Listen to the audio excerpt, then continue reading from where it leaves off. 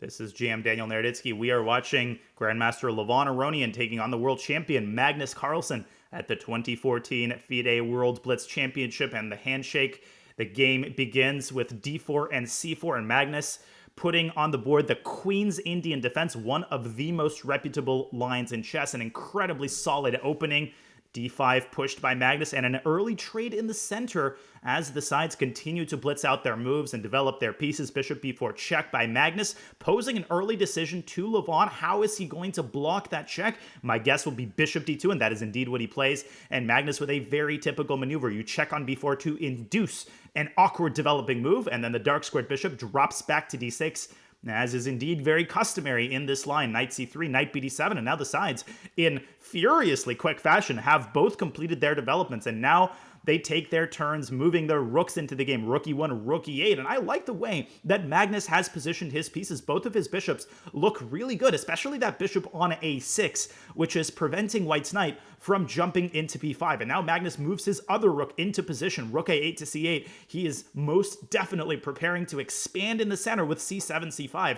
And then Levon might feel a little bit of awkwardness with his queen sitting on c2 and getting x-rayed by that rook on c8. And so Levon, for very obvious reasons, is taking a significant thing. How is he going to deal with c5?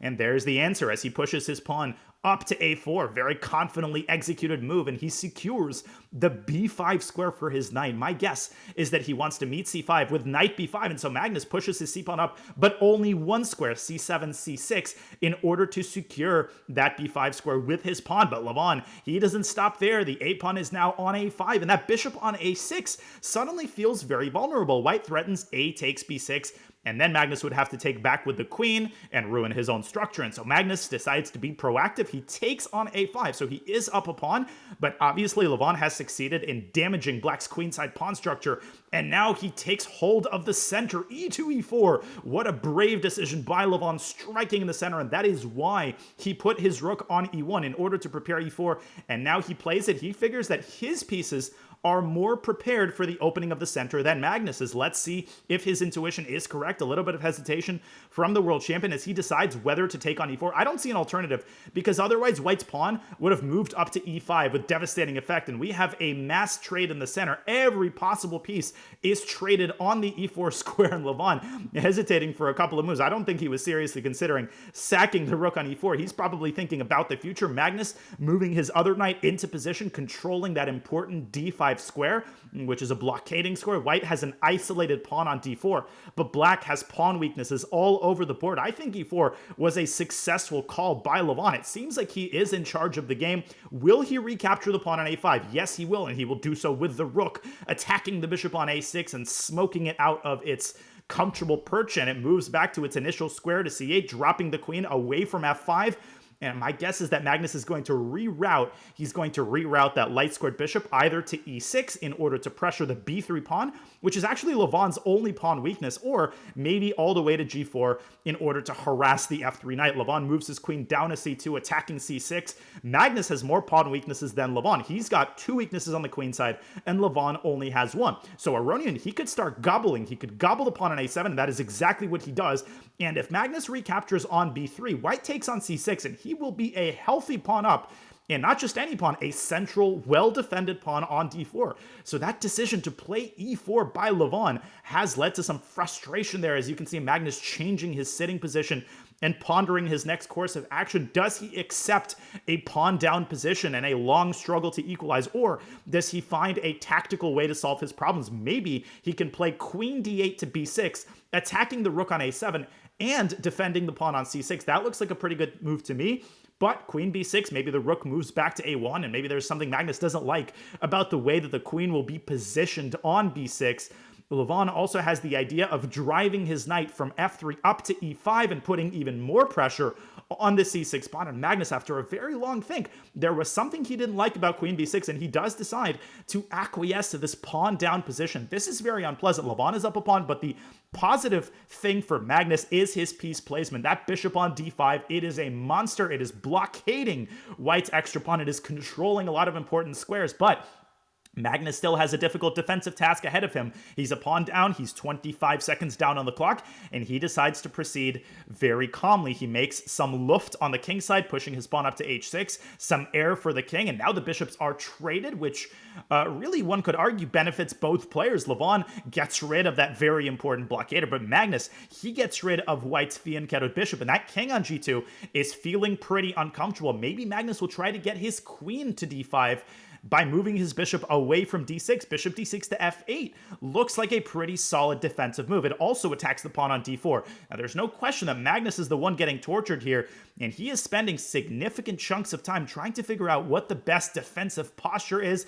Does he want to trade rooks with rook a8? Who does that benefit? These are difficult questions that cannot be easily resolved, and he's got 45 seconds now. Magnus has to press on the gas pedal here. He's 50 seconds down on the clock. He's down a pawn on the board, and Levon is sitting pretty. Now 30 seconds on the world champion's clock as he still has not made a decision. And Levon is threatening to drive his queen up to c4 and threaten the pawn on f7. You can see the nervousness, that anxiety by Magnus as he finally makes a decision. And he moves his bishop away from d6 back to f8 as we discussed. There's that queen c4 move by Levon, precipitating a queen trade on d5. Who does that queen trade benefit? Well, it's hard to say. There's no question that black has great drawing chances in this position. That rook on b8 can infiltrate the second rank with rook b2. But that doesn't necessarily produce the kind of effect that Magnus would want it to produce. The big question in my eyes is whether Levon can put his extra pawn on d4 to good use. Will he be able to push it to d6, or will Magnus launch a successful blockade against that pawn on the d5 square and Levon bring his knight up to a very active square? Magnus pushing h5 in order to prepare g6, and Levon prevents g6 by pressuring the knight on f6, which jumps into e4, and now the bishop on g5 is attacked. As Magnus briefly looks off to the side, you can sense the concentration there from both players as this endgame is starting to reach a climax. Will Levon be able to convert his extra pawn, or will the world champion show his storied defensive skills and hold a draw here as his clock is now dipped to 15 seconds? 97 check by Levon, and consternation from Magnus there. If the king would have moved, bishop f4 would have attacked the rook and the h5 pawn at the same time, and so Magnus has no choice but to trade his bishop for Levon's knight, and that most certainly favors White. White now has a monster bishop in the open board and still has that extra pawn on d4, which can be easily defended by the bishop because it is in a dark square. But it is not important for White to simply rest on his laurels and keep his extra pawn. He will have to set that pawn in motion at some point, and that is precisely what Magnus tries to prevent with the move knight back to f6, and he controls the d5 square and prevents the further progress of the pawn for the time being. Bishop to d6 by Levon, rook d8 by Magnus, attacking the bishop and putting more control on the d5 square. Bishop to e7 by Levon, and he forces a trade. Rook takes d4, eliminates the pawn, but rook takes h5 restores White's material advantage. King g7, and now we have a 3-on-2 situation where Levon has that perfect pawn structure and Magnus has doubled pawns on the f-file, but those doubled pawns are actually not as bad as they look. They are doing a great job at preventing the further progress of White's f and g pawns, and Magnus has no choice but to go back and forth, but that is good for him because he's down at 15 seconds and he simply is going to do nothing and gain time on his clock. It is up to Levon. The ball in his court is in his court. Can he figure out a way to keep pushing his pawn successfully? f3, that is exactly what the Armenian Grandmaster is trying to do, as he has managed to push his pawn all the way up to h5,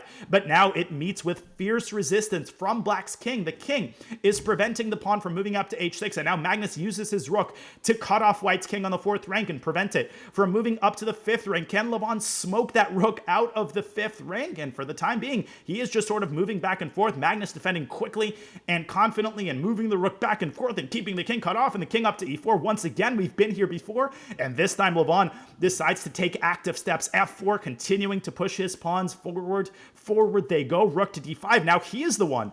Now Levon is the one who controls the 5th rank, and that means the king can move up to f5, and he is making progress. Now Magnus has transitioned his defense over to the 6th rank, and he is on the edge of the precipice here. Levon trying to gain some time for himself. He's down at 18 seconds as well. This is not an easy position to convert, and now Levon taking some time to think.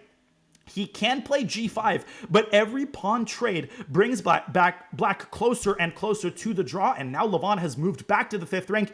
There was something he didn't like about playing g5.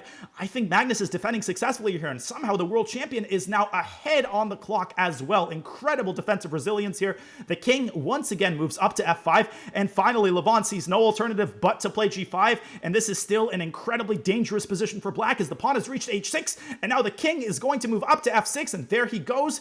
King f6 attacking the pawn on f7, rook f1 check with a back rank defense, rook f5 by Levon, and a trade of rooks is losing for black. Magnus is going to have to sacrifice his f7 pawn, but the good news for him is that white's king is going to be incredibly vulnerable to the side checks, and that is what Magnus does. Rook a7 check, the rook furiously checking the king and pushing it back to e5. Will the king be able to find a safe haven anywhere on the board? Rook a4 check, and if the king moves too far back, then black is going to move his king up to g6, and now Levon's pawns are incredibly vulnerable. Rook to f8 by Levon. The pawn on g5 is untouchable, but Magnus continues the side checks, rook a3 and rook a4, and Levon blocks with his rook. But Magnus, once again, that 6th rank defense, and even with 2 pawns down, I don't see a way for Levon to make progress. If Levon moves his rook away from the 4th rank, Magnus gives that 4th rank check once again, and Levon moving back and forth, he doesn't see a way to make progress, and he finally drives his rook up to e8, and there's that 4th rank check